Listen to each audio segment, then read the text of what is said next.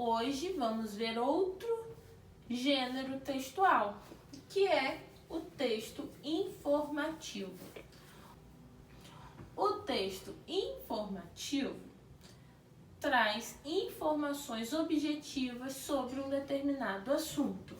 Como o próprio nome diz, o texto informativo informa ao leitor, com informações expositivas e descritivas de um determinado assunto, através de uma linguagem clara e objetiva. Um aviso, por exemplo, um aviso é uma informação. Então aqui nós temos um aviso.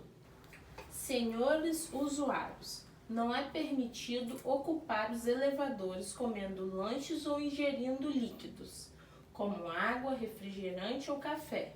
Nosso objetivo é manter os elevadores limpos e também evitar possíveis acidentes desagradáveis provocados por esbarrões. Agradecemos a sua colaboração, o síndico.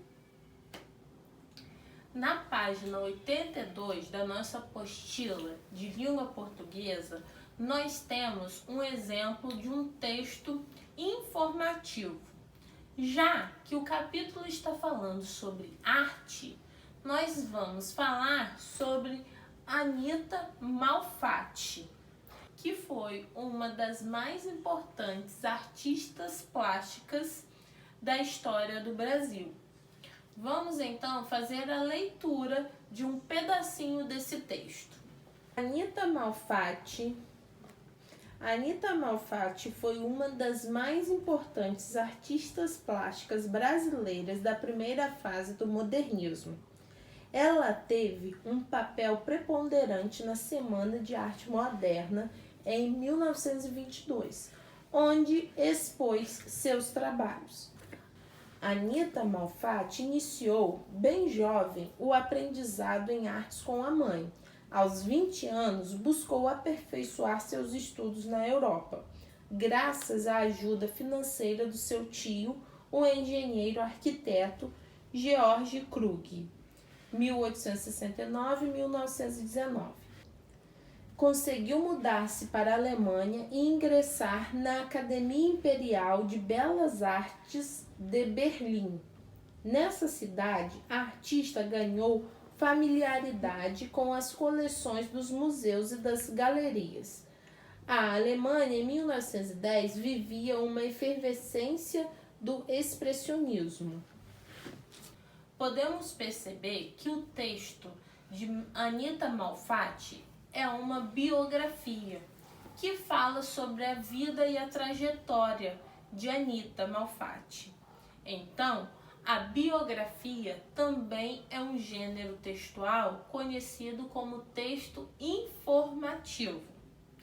Então, vocês puderam perceber que eu fiz a leitura de uma parte do texto. Eu gostaria que vocês voltassem nas páginas 82, 83 e 84 para fazer a leitura completa desse texto. Vamos continuar agora falando sobre gramática. Vamos ver o grau dos substantivos, que nada mais é do que a mudança de tamanho. Nós temos dois tipos: o aumentativo, que é o tamanho aumentado, maior, e temos o diminutivo, que seria o tamanho reduzido, menor. Temos o grau normal, que é a palavra ou objeto sem alteração do tamanho. Vamos dar um exemplo. Nós temos, por exemplo, a palavra boneco.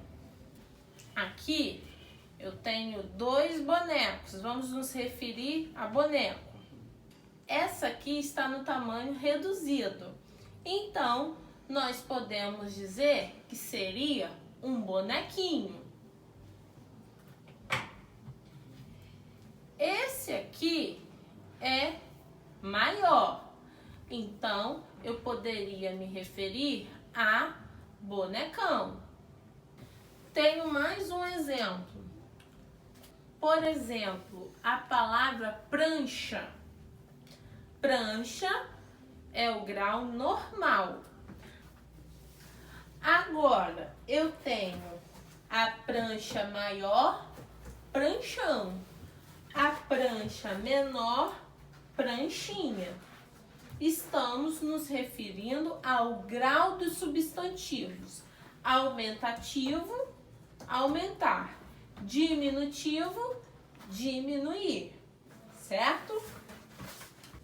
Outra forma de mostrar característica é através da comparação de elementos.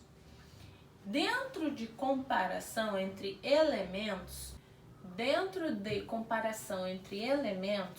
eu tenho comparativo de igualdade, comparativo de superioridade e comparativo de inferioridade. Igualdade, eu vou apenas, como o nome diz, igualar os dois elementos. Por exemplo, a pônei roxa é tão bonita quanto a pônei branca, igualando os elementos. Aqui eu tenho um exemplo. Tayan é tão bonito quanto Alan. Qual é a característica da frase? Bonito. Quais são os dois elementos que estão sendo comparados? Tayan e Alan. Eu estou dando superioridade e inferioridade ou eu estou igualando? Igualando. Tão quanto. Então, comparativo de igualdade. No comparativo de superioridade, como o nome já diz, um dos elementos terá superioridade em cima do outro.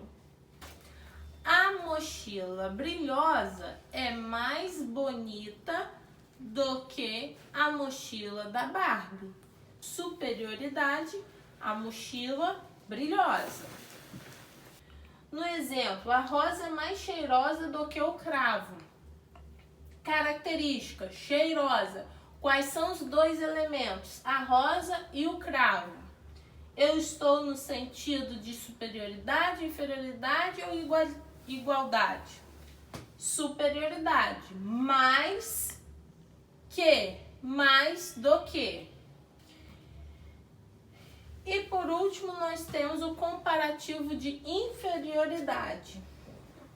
Por exemplo, o brinquedo é menos útil do que o celular, tá?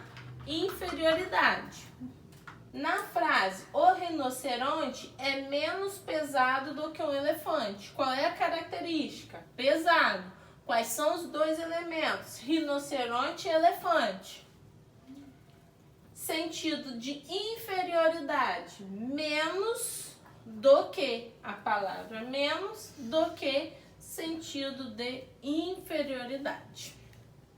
Também podemos caracterizar dando intensidade os objetos, as pessoas ou as coisas.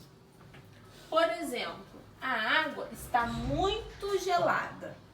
Gelada é o adjetivo. Muito é o advérbio que está dando intensidade gelada. A água está geladíssima. A característica, o adjetivo gelado com o finalzinho, o sufixo íssima, para dar intensidade a essa característica. A mochila é extremamente brilhosa. A mochila é brilhosíssima. Aqui nós estamos nos referindo ao superlativo. Nós temos na apostila atividades relacionadas ao grau das palavras, dos substantivos e dos adjetivos. Vamos exercitar resolvendo os exercícios propostos na apostila e assim verificar se realmente aprendemos o que foi estudado hoje. Bons estudos!